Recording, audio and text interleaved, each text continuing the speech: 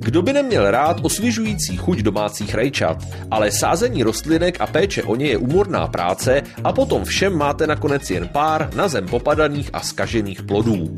Teď je tu ale snadná cesta, jak vypěstovat doma krásná rajská jablka bez zbytečné dřiny.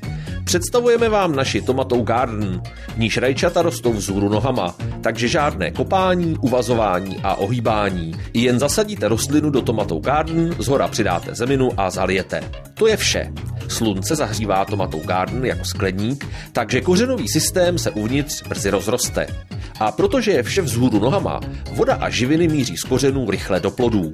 Získáte tak až 13 kg skvělých rajčat z jedné rostliny, navíc o 4 týdny dříve než klasickou metodou. Můžete si tak užít svěží domácí rajčata na sendvičích, v salátech či v omáčkách po celý rok. Ochutnejte je i ve formě skvělé salzy či pokrájená s bylinkami. Tomato Garden využijete i pro pěstování okurek, paprik, cukín nebo bylinek. Zavěsíte ji kamkoliv, na verandy, dvorky, terasy, balkóny a další otevřené prostory. Ocení to vaše rodina a přátelé se podiví, jak vám rajčata vyrostla rychle. Vše, co jste udělali, bylo jen zasadit, pověsit a zalít.